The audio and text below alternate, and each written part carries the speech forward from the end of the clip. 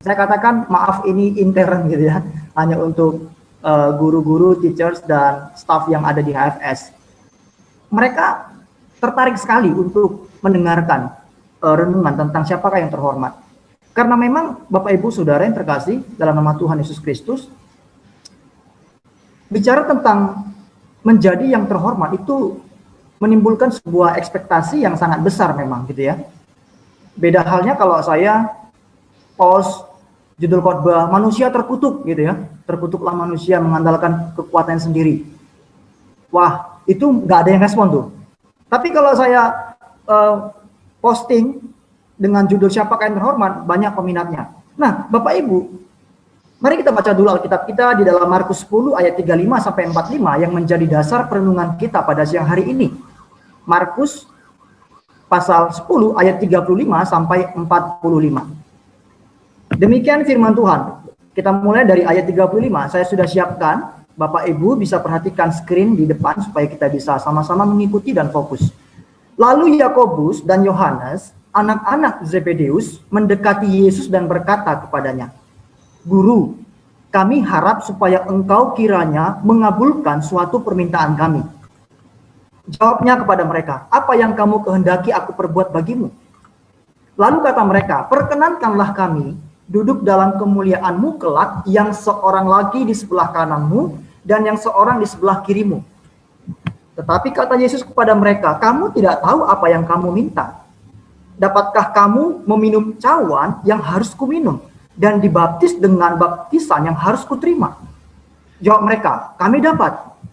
Yesus berkata kepada mereka, "Memang kamu akan meminum cawan yang harus kuminum dan akan dibaptis dengan baptisan yang harus kuterima.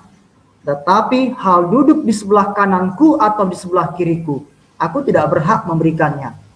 Itu akan diberikan kepada orang-orang bagi siapa itu telah disediakan." Mendengar itu, ke-10 murid yang lain menjadi marah kepada Yakobus dan Yohanes. Tetapi Yesus memanggil mereka lalu berkata, "Kamu tahu bahwa mereka yang disebut pemerintah bangsa-bangsa memerintah rakyatnya dengan tangan besi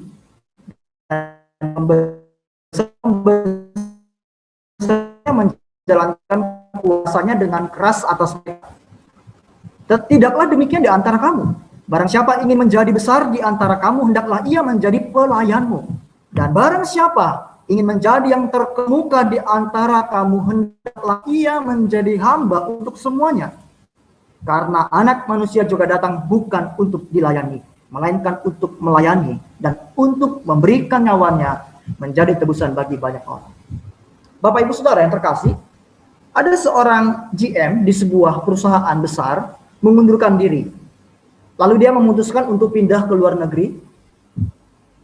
Di negeri yang didatanginya, ternyata dia pun berhasil mendapatkan kedudukan sebagai GM di sebuah perusahaan yang tidak kalah besarnya. Dan di sana dia memiliki banyak anggota tim yang bekerja bersama-sama dengan dia dan menjadi bawahannya. Nah, saudara, ketika dia berhadapan dengan bawahan dan rekan-rekan kerjanya di perusahaan tersebut, ternyata dia bersikap arogan, angkuh, dan menempatkan diri lebih tinggi daripada orang-orang lain. Karena dia merasa bahwa dia adalah seorang pimpinan. Tanpa dia sadari, perlakuan dan sikap yang seperti itu membuat dia justru dibenci, tidak disukai oleh karyawan atau bawahannya. Dia dijelek-jelekan, dia tidak dihargai. Dia ingin mendapatkan penghargaan, dia ingin mendapatkan penghormatan, tetapi dengan cara yang salah. Mengapa dia bisa berlaku demikian? Karena ternyata di negara dia semula, seorang pimpinan itu harus memang menunjukkan otoritasnya, dalam arti dia harus menunjukkan bahwa dia adalah orang yang lebih tinggi. Harus menjaga jarak dan wibawa dengan orang-orang lain, apalagi bawahannya. Itu yang berlaku di negaranya. Tetapi di negara baru ini, dia tidak menyadari bahwa budaya orang di sana itu, seorang pimpinan harus menganggap dirinya sama dan setara dengan orang lain.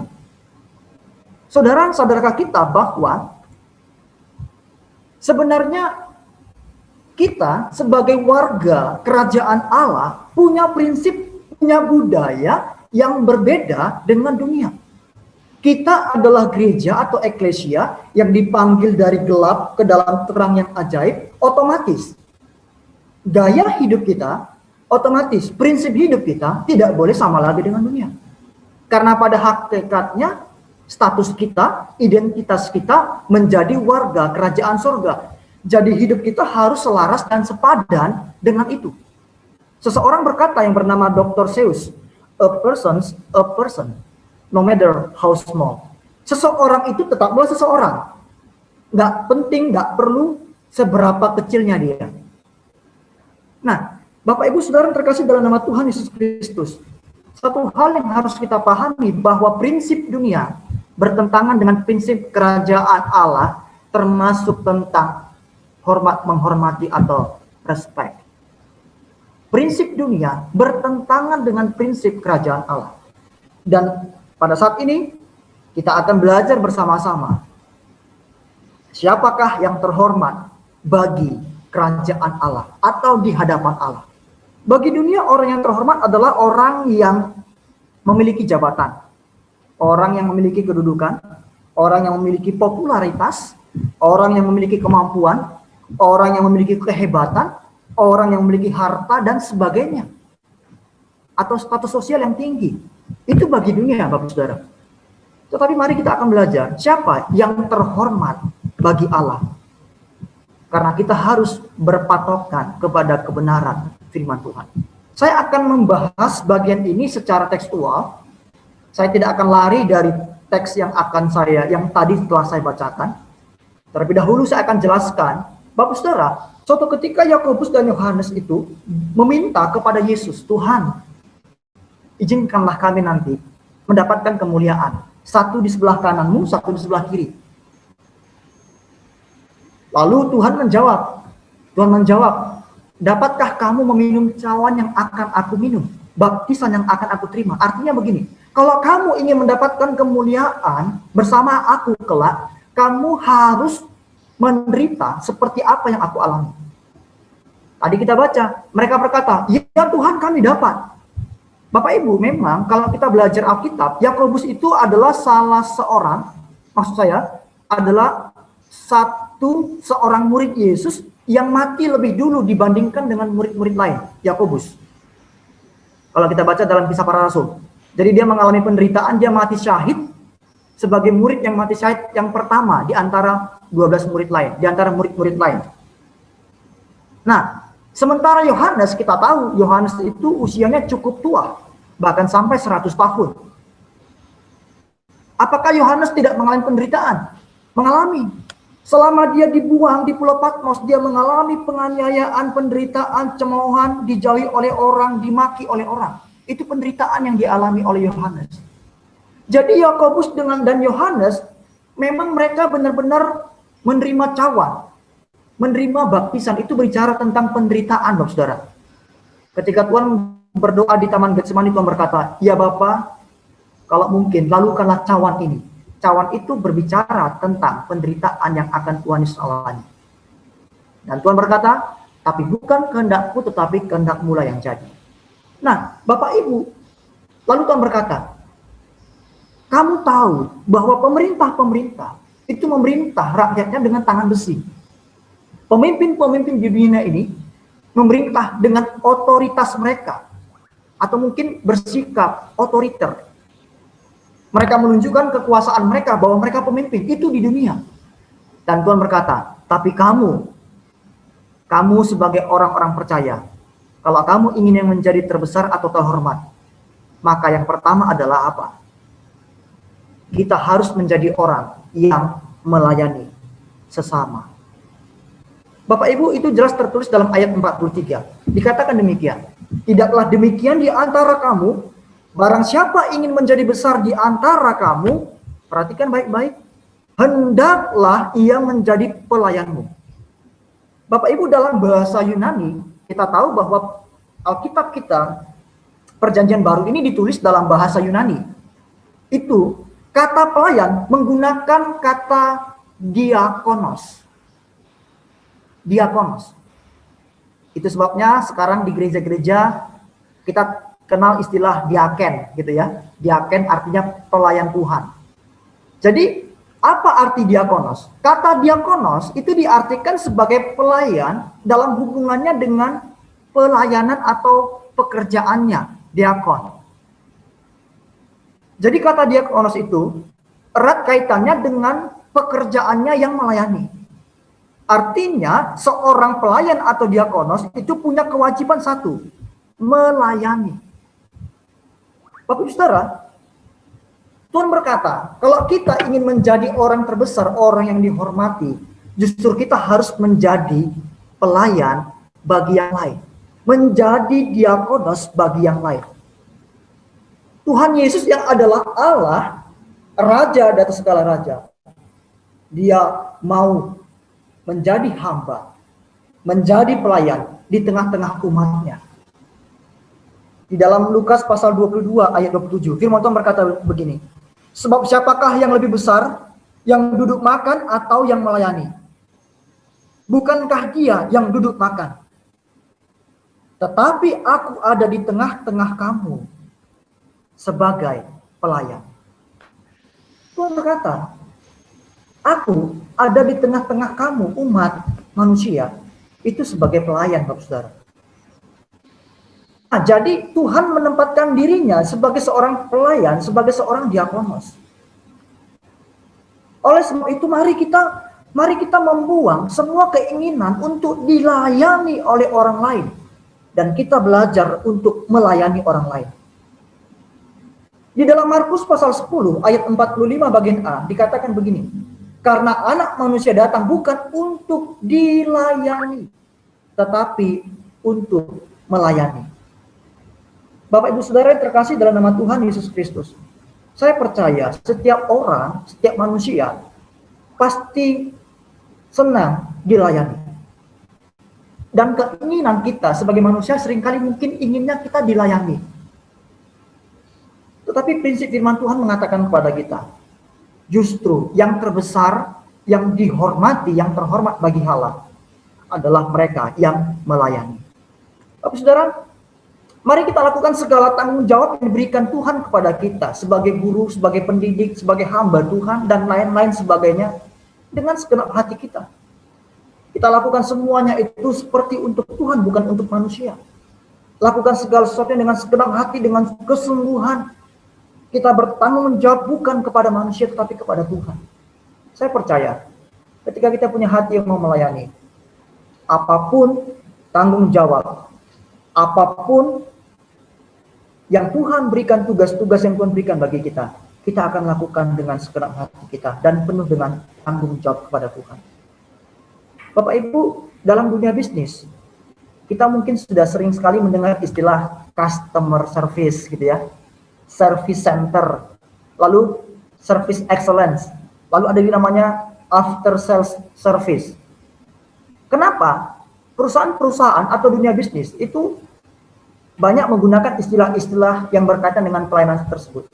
Karena mereka paham dan mengerti bahwa pelayanan itu sangat penting. Melayani customer itu sangat penting.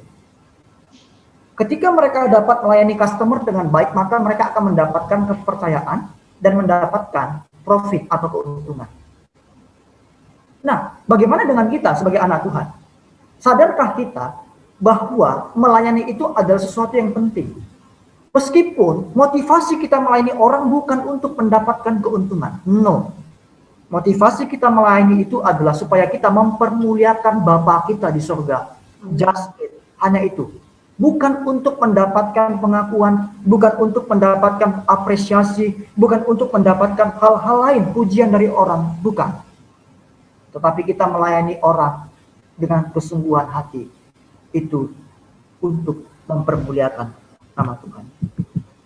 Bapak Saudara, orang yang mampu melayani orang lain, itu adalah orang yang telah menyangkal dirinya. Orang yang mampu melayani orang lain itu adalah orang yang telah menyangkali dirinya. Tuhan Yesus berkata, kalau kamu ingin menjadi muridku, pikul salib dan sangkal diri. Ketika kita memikul salib dan sangkal diri, salah satu bentuknya adalah kita hidup melayani sesama kita. Bapak Ibu, saudara terkasih dalam nama Tuhan Yesus Kristus. Oleh sebab itu, di dalam Roma pasal 12 ayat 10, firman Tuhan berkata begini, hendaklah kamu saling mengasihi sebagai saudara dan saling mendahului dalam memberi hormat. Saya baca sekali lagi, hendaklah kamu, firman Tuhan menasihati kita, saling mengasihi sebagai saudara dan saling mendahului dalam memberi hormat. Mengasihi sebagai saudara itu filotorgos. Filotorgos artinya kasih persaudaraan.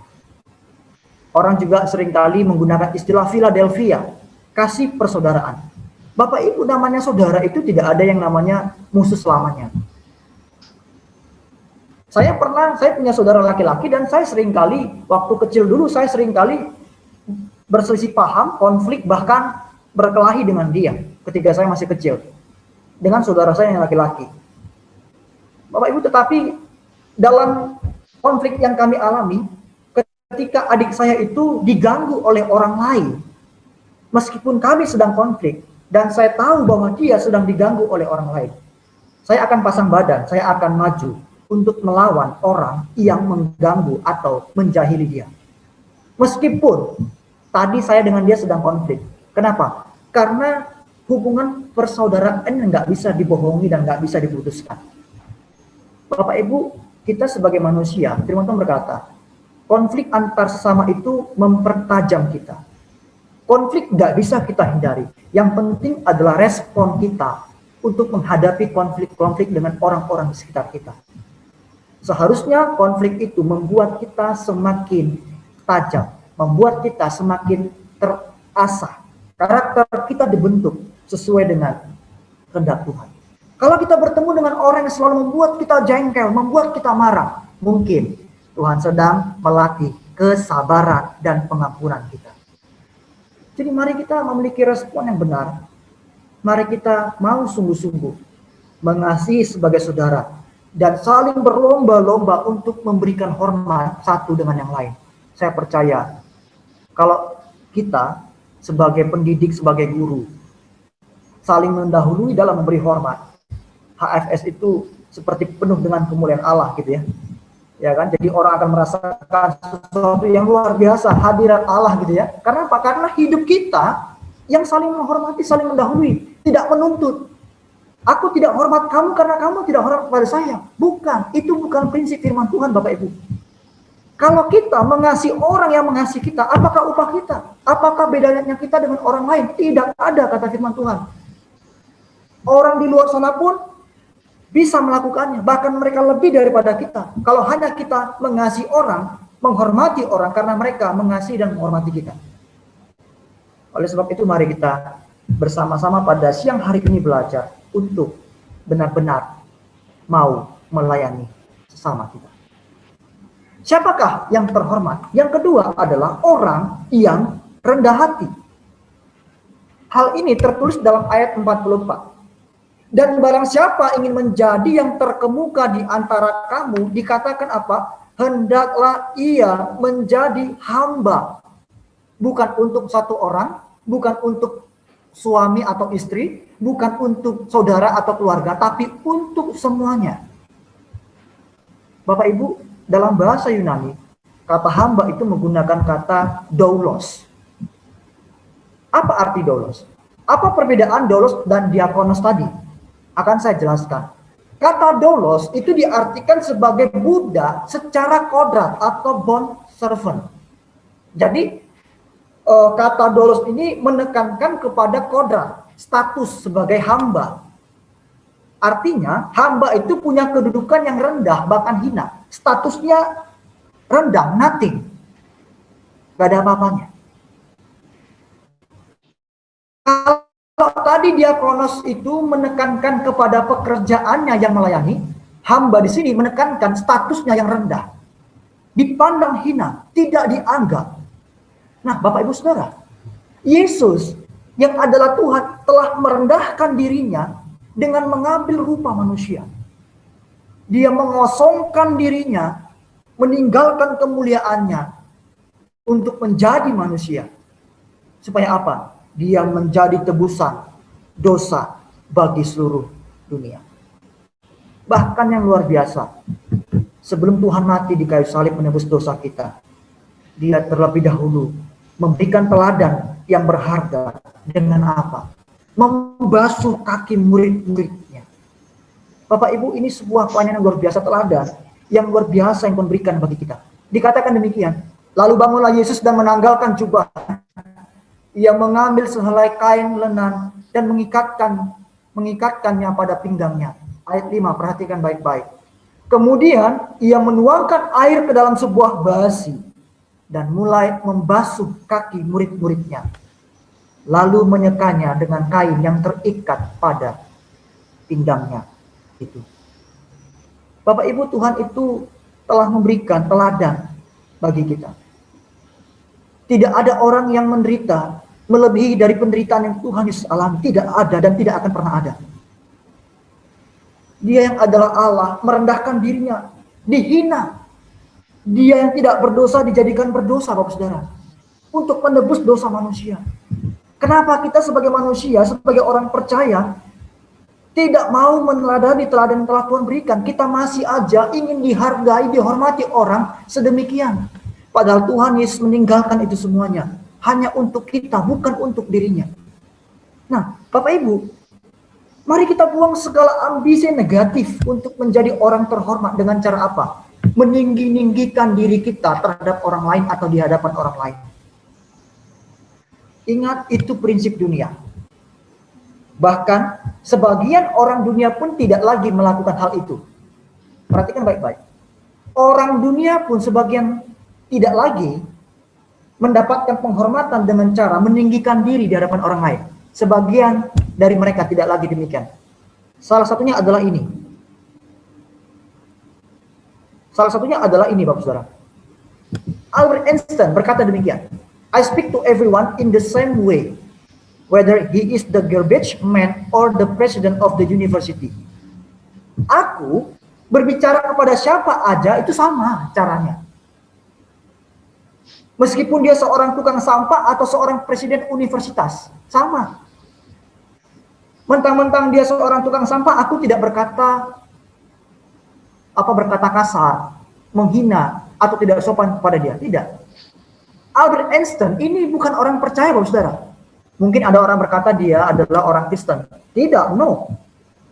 Dia mengaku bahwa dia adalah seorang panteis yang mengakui Allah itu bukan pribadi, tapi Allah itu dunia ini Allah, katanya, kata Albert Einstein. Tapi meskipun dia tidak mengenal Allah yang benar, tapi dia paham bagaimana cara menghormati orang. Dengan cara apa? Memperlakukan orang sama. Dia seorang tukang sampah kah, dia seorang cleaning service kah, dia seorang tukang kebun kah, dia seorang presiden dari sebuah universitas kah, dia seorang guru yang hebat kah, dan sebagainya. Bapak Ibu, kenapa kita orang-orang percaya masih aja mau mendapatkan penghormatan dengan cara apa? Dengan cara meninggikan diri kita di hadapan orang lain. Kalau kita mau menjadi semakin tinggi, kita harus mau semakin merendahkan diri kita, Bapak Saudara. Ini prinsip firman Tuhan. Dengan kata lain, semakin kita merendahkan diri kita, maka semakin tinggi kita di hadapan orang lain. Tapi perhatikan, bukan munafik. Ada orang yang pura-pura rendah hati gitu ya. Jadi dia di hadapan orang tuh tunduk, ya kan, shalom, haleluya gitu ya. Jadi ramah. Tetapi itu semuanya ternyata munafik. Ada. Yang Tuhan maksud adalah kita melakukannya dengan tulus ikhlas, dengan penuh kasih, bukan paksaan, apalagi munafik, kemunafikan, bukan. Bapak Ibu Saudara yang terkasih dalam nama Tuhan Yesus Kristus, ada sebuah kisah nyata di mana ada seorang pembicara Kristen, pembicara di sebuah pembicara seminar-seminar yang bernama Dave Egner. Suatu ketika Dave Egner ini diundang di sebuah konferensi yang besar untuk membawakan sebuah seminar. Saya tidak lama lagi. Lalu ketika Dave Egner ini tiba di konferensi itu, ternyata nih dalam konferensi itu ada seorang pembicara, yaitu pendeta yang terkenal. Dan masalahnya, waktu seminar yang akan dibawakan oleh Dev ini sama dengan pendeta itu. Ketika acara dimulai, pemimpin konferensi berkata, kehormatan kedatangan pendeta yang tadi yang lebih populer daripada Dev tadi, dikatakan kehadirannya adalah sebuah kehormatan bagi mereka. Dan pembawa, pemimpin konferensi itu mengajak sebanyak-banyaknya orang untuk mengikuti seminar yang dibawakan oleh pendeta yang lebih terkenal daripada Dev tadi. Mendengar itu, Dev sakit hati, Dev kecewa dan marah. Dia berkata begini, mungkin waktu yang aku gunakan, yang aku habiskan untuk mempersiapkan presentasi ini sama dengan yang dia habiskan. Aku sampai harus meninggalkan keluargaku untuk tiba di tempat ini memimpin seminar. Tapi kenapa aku dikecewakan? Kenapa orang-orang justru diajak untuk mengikuti seminar pendeta yang lebih terkenal daripada dia?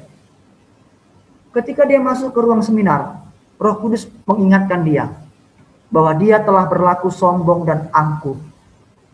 Menyadari itu, dia minta ampun kepada Tuhan supaya Tuhan ampuni keangkuhan dan kesombongan yang dimiliki oleh Dev. Itu menjadi pengalaman yang sangat berharga dalam hidupnya. Bapak Ibu, setiap kita pasti rentan dengan yang namanya kesombongan. Tapi ingat, firman Tuhan berkata, Tuhan itu menentang orang yang congkak, tetapi mengasihani orang yang rendah hati. Di dalam Filipi pasal 2 ayat 3, firman Tuhan berkata, sebaliknya hendaklah dengan rendah hati yang seorang menganggap yang lain lebih utama daripada dirinya sendiri. Mari dengan segala kerendahan hati kita menganggap orang lain lebih utama daripada diri kita. Artinya apa? Kita melakukan segala sesuatu tidak hanya tentang diri kita, tapi kita mau peduli kepada orang-orang di sekitar kita. Dengan demikian, kita adalah orang yang terhormat bagi Allah. Oleh sebab itu, Bapak Ibu Saudara, kalau kita ingin menjadi orang yang terhormat bagi Allah, mari kita layanilah seorang akan yang lain. Rendahkanlah hati setiap saat.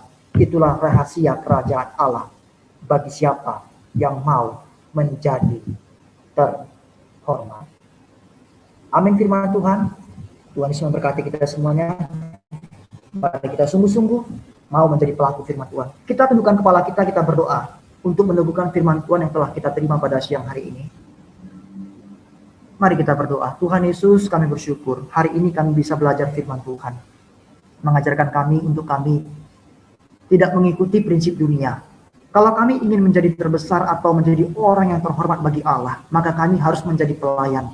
Kami harus menjadi hamba, melayani dan merendahkan hati kami. Ampuni segala keangkuhan kami, ampuni segala hal-hal yang kami banggakan selama ini. Tuhan, kami mau belajar kebenaran-Mu. Kami tidak mampu, tapi kami percaya Roh Kudus yang akan mampukan kami untuk melakukan firman Tuhan. Meteraikan firman telah kami terima. Kami berdoa bagi seluruh rekan-rekan dari Happy Family School. Tuhan berkati mereka semuanya dalam apapun yang mereka kerjakan. Terima kasih Bapak. Kami siap menjadi pelaku firman Tuhan. Bagi Bapak Ibu yang siap untuk menjadi pelaku firman Tuhan, mari sama-sama dengan saya kita katakan. Amin. Saya kembalikan. Tuhan Yesus memberkati kita semua.